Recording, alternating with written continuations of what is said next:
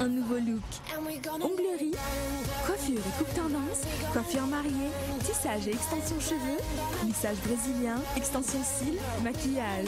Luminel Béori, Verescalien 4 foot. Salon de beauté Luminel vous présente le journal.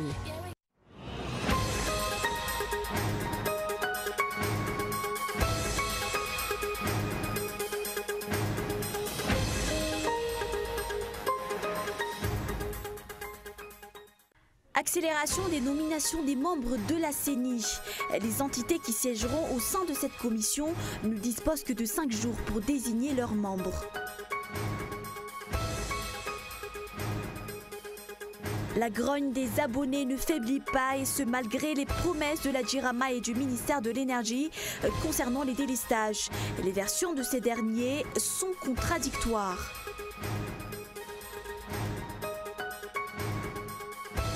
Et au moins 7 membres présumés de l'organisation de l'État islamique et 2 policiers turcs ont été tués ce lundi dans une fusillade à Diyarbakır en Turquie. Ankara, qui a rejoint la coalition anti-djihadiste l'été dernier.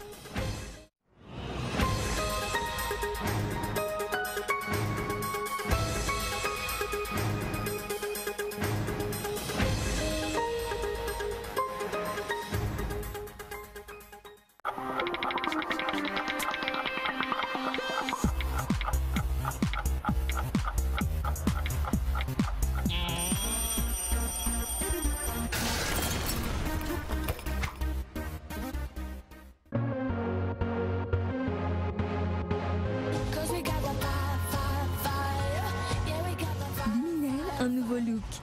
Onglerie, coiffure et coupe tendance, coiffure mariée, tissage et extension cheveux, lissage brésilien, extension cils, maquillage.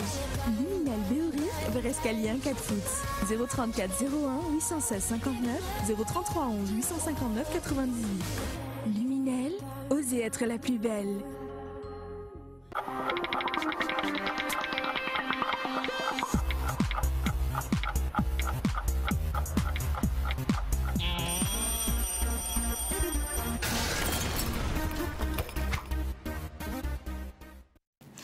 Bonsoir et bienvenue à tous. Nouvelle semaine, nouvelles informations sur Cool TV. On vous le disait en titre, l'accélération des nominations des membres de la CENI. Les entités qui siégeront au sein de cette commission ne disposent que de 5 jours pour désigner leurs membres. Des membres qui composeront l'organe permanent de la CENI et qui sont en tout au nombre de 9. Reportage de Zohra Koutinjin. La majorité des entités qui siégeront au sein de la CENI organiseront demain l'élection de leurs représentants au sein de cette commission. Le nom du membre issu de l'ordre des journalistes sera connu demain. L'Assemblée nationale va également procéder à l'élection de son représentant. A priori, le critère exigé est la connaissance du processus électoral. À l'issue de la réunion du membre permanent et de la conférence des présidents, il a été décidé que l'élection sera effectuée cette semaine. Évidemment, le critère est la maîtrise du processus et du cycle électoraux. La personne élue ne sera pas forcément un député. Selon les bruits qui circulent à l'Assemblée nationale, Thierry Rakoutnariv pourrait représenter cette institution au sein de la CENI. Le Synad a d'ailleurs réclamé que les administrateurs civils doivent être représentés dans cette commission. En ce qui concerne les autres entités, elles auront jusqu'à vendredi pour désigner ou élire leurs représentants. Ce délai très court s'explique par le fait que la mise en place de la CENI doit être effectuée dans un bref délai, selon le ministre de l'Intérieur. Après les communales, la CENI cesse ses fonctions. Ensuite, l'organisation des prochaines élections comme les sénatoriales reviendra à la CENI. Un deadline doit être respecté, comme quoi cette commission doit être mise en place le 29 octobre prochain et ses membres vont procéder par la suite à la prestation de serment. Une fois que la CENI sera mise en place, l'opinion s'attend à ce que cette commission soit réellement indépendante. Malgré les signes de séduction affichés par la Grande Île pour attirer les investisseurs, ces derniers ne se bousculent pas à venir à Madagascar. Les efforts doivent être renforcés et les différentes promesses entrant dans le cadre de la sécurisation des investissements doivent être également concrétisées, comme la lutte contre la corruption par exemple et le blanchiment de capitaux. Justement, une évaluation des risques pays dans ce domaine se tiendra à Madagascar en novembre prochain. Reportage. Les investissements au Madagascar ne sont pas sécurisés. C'est ce qui explique pourquoi les investisseurs étrangers ne se bousculent pas au portillon, selon les explications du représentant de la Banque africaine pour le développement. Les problèmes de l'énergie et de la corruption bloquent aussi bien les investisseurs locaux qu'étrangers. Les investisseurs, la grande volonté des investisseurs de venir à Madagascar ne manque pas. Il y a deux questions essentielles qui reviennent très souvent. La sécurité juridique. Monsieur le ministre d'État vient de parler de la loi PPP. C'est un grand pas en avant. Donc la sécurité juridique avec toutes les lois qu'il faut pour rendre ce climat des affaires attrayant. La deuxième grande question, c'est l'infrastructure, dans le sens large, routière, énergétique, etc. Parallèlement, la mauvaise gestion des finances publiques et le blanchiment d'argent sont également des problèmes à solutionner. Concernant la lutte contre le blanchiment d'argent, des représentants de la communauté internationale se rendront à Madagascar dans le cadre de l'évaluation des risques pays.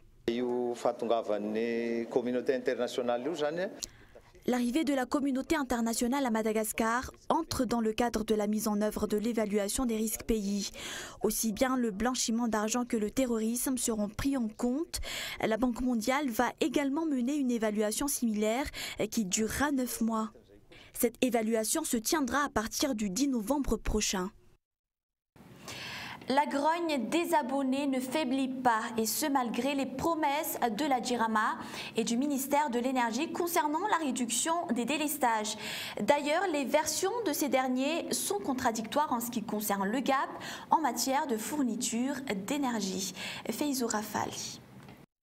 Les longues files continuent devant les agences de la DIRAMA. Et les abonnés, à l'instar de cette mère de famille, n'ont pas caché leur mécontentement car la facture d'électricité ne cesse d'augmenter alors que les délestages ne sont pas toujours résolus. Et la patience doit être de mise étant donné que le ministre de l'Énergie n'ose pas annoncer clairement que la fin du délestage sera pour fin octobre. Ce dernier a encore affirmé aujourd'hui qu'un gap de 10 MW est à combler. Auparavant, le gap était de 50 MW, ce qui a entraîné les délestages intenses. Nous venons d'acquérir récemment 40 MW supplémentaires, donc il ne nous reste plus qu'à trouver 10 MW. 10 MW ou 20 MW, les versions semblent être contradictoires. Un responsable auprès de la DIRAMA a en effet annoncé le 23 septembre dernier qu'après que la sous-station d'Antananjan soit fonctionnelle, il ne reste plus qu'à trouver 20 MW pour combler les 60 MW dont la capitale et ses environs ont besoin. En attendant, les subventions allouées par l'État à la DIRAMA sont revues à la baisse, passant de 400 milliards d'ariars auparavant à environ 300 milliards actuellement. Reste à savoir si cette décision va encore avoir un impact sur la facture. Et puis panique à Antananarive le week-end dernier. Une immense fumée a recouvert la capitale et ses environs. Une situation qui prouve que l'environnement se dégrade et que l'air est pollué en raison notamment des feux de brousse. Cela retarde l'arrivée de la pluie et voilà comme solution, l'État va recourir à des opérations de pluie artificielle. C'est un reportage de Michel Aranardzon. Feux de brousse, fumée des usines, cuisson de briques. Autant de facteurs qui polluent l'air dans la capitale. Une pollution qui s'est aggravée le week-end dernier car une fumée immense a recouvert la capitale et ses environs. D'après une source, cette fumée est provoquée par les feux de brousse qui ont sévi successivement à Kasbé, Muramang et à Nousbéanal. Comparé aux précédentes années, la situation devient inquiétante et les conséquences risquent d'être dramatiques si des mesures ne sont pas prises dans l'immédiat. Les efforts pour lutter contre la pollution à Madagascar stagnent. Une pollution qui concerne aussi bien l'eau, l'air, mais également le sol. La solution est la plantation d'arbres, car si le nombre d'arbres diminue, le taux d'oxygène diminue par la même occasion. Par conséquent, le taux de gaz carbonique augmente et c'est ce qui entraîne la voile de fumée que nous constatons en ce moment. Outre leurs conséquences sur l'environnement, les feux de brousse ont des impacts sur la santé car les fumées peuvent causer des problèmes respiratoires. Mais ce fléau perturbe également le climat. En raison des feux de brousse, la température augmente. Il fait très chaud même la nuit. En conséquence, les nuages n'arrivent pas à se former et ainsi il ne pleut pas. Face à cette situation, l'État va recourir à des opérations de pluie artificielle à partir de demain.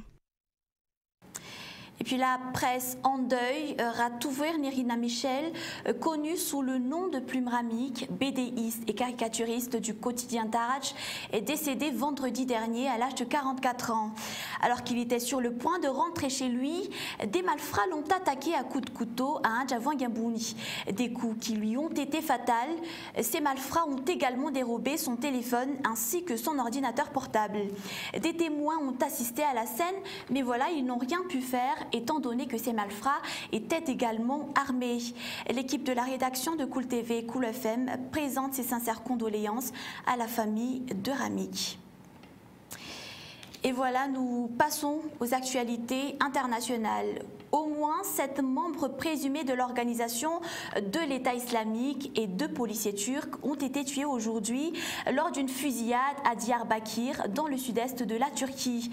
Ce violent accrochage s'est produit à l'aube lorsque des unités de la police antiterroriste ont pris d'assaut plusieurs maisons du centre de la grande métropole du sud-est, à majorité kurde de la Turquie, à la recherche notamment de militants djihadistes. Il s'agit là de la plus sérieuse fusillade survenue sur le sol turc depuis qu'Ankara a rejoint la coalition anti-djihadiste l'été dernier. France 24. Le jour vient à peine de se lever lorsque la police antiterroriste turque lance l'assaut.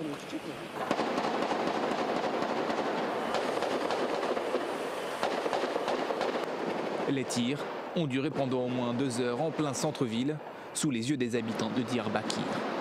Des coups de feu tirés depuis ces véhicules blindés équipés de mitrailleuses lourdes en direction d'habitations abritant des djihadistes. Depuis l'attentat suicide attribué au groupe État islamique qui a fait 102 morts en plein cœur d'Ankara il y a 2 semaines, les autorités turques multiplient les interpellations dans les milieux djihadistes. La Turquie a frappé pour la première fois des cibles de l'organisation de l'État islamique le 24 juillet dernier, après un incident à la frontière turco-syrienne entre ses soldats et des militants djihadistes. Le pays a depuis officiellement rejoint la coalition dirigée par Washington. Avec ces assauts et ces arrestations qui visent également les rebelles kurdes, le gouvernement veut montrer qu'il agit activement contre le terrorisme et ainsi qu'il fait tout pour protéger la population. Des événements qui interviennent à 6 jours d'élections législatives cruciales pour le parti du président. Recep Tayyip Erdogan espère ainsi retrouver la majorité gouvernementale qu'il a perdue lors des élections du 7 juin dernier. Les pyramides, visages de l'Égypte antique, vont peut-être révéler leurs secrets. Une nouvelle mission scientifique est actuellement menée. Le projet devrait débuter au mois de novembre et durer au moins 1 année. Il s'agira de scanner les 4 plus grandes pyramides de la dynastie pharaonique, vieilles de plus de 45 siècles, afin de découvrir les moyens de fabrication de ces incroyables monuments et d'éventuelles pièces secrètes. C'est toujours un reportage de France 24. Le Sphinx devrait pouvoir rester impassible, fidèle à lui-même. Pendant la toute nouvelle campagne de recherche, pas de grue ni de marteau-piqueur. Pour percer les mystères des pyramides d'Égypte, les scientifiques du monde entier vont y aller en douceur. Parmi eux, des Français chargés de gérer des drones, comme celui-ci. Les drones qui, eux, partent et vont scanner les zones. Eux vont faire vraiment un travail de scan sur les parois des pyramides, avec des capteurs infrarouges ou tels qu'on en a besoin. Pour comprendre comment les pyramides ont été construites, des caméras thermiques vont analyser la structure des édifices, détecter des vides à proximité de la surface. Un scanner chasseur de particules va aussi cartographier Képhren et Khéops. Pendant qu'à l'extérieur, d'autres drones vont filmer le plateau de Gizeh pour le reproduire en 3D. On espère que on va pouvoir mettre en valeur, s'il y en a, des cavités, des rampes, des tunnels ou toutes sortes de choses qui pourrait y avoir sous la surface. Cette armada de techniques devrait fournir des données au millimètre près, une précision jamais atteinte. Il y a 30 ans, une mission avait décelé une anomalie dans la densité de Khéops, une étrange spirale que l'opération Scan Pyramide devrait permettre de visualiser. Les secrets des pyramides durent depuis 4500 ans et jusque-là, ils ont toujours résisté. Et un rappel des points de ce journal avant de se quitter. Accélération des nominations des membres de la CENI. Les entités qui siégeront au sein de cette commission ne disposent que de 5 jours pour désigner leurs membres. Malgré les signes de séduction affichés par la Grande Île pour attirer les investisseurs, ces derniers ne se bousculent pas à venir à Madagascar. Les efforts doivent être ainsi renforcés et les différentes promesses entrant dans le cadre de la sécurisation des investissements doivent être également concrétisées. Et puis une immense fumée a recouvert la capitale et ses environs, une situation qui prouve la dégradation de l'environnement et la pollution de l'air. En raison notamment des feux de brousse, l'État va recourir à des opérations de pluie artificielle à partir de demain. C'est la fin de ce journal. Merci d'avoir choisi le journal de Cool TV. Voilà, je vous souhaite une excellente soirée. Au revoir.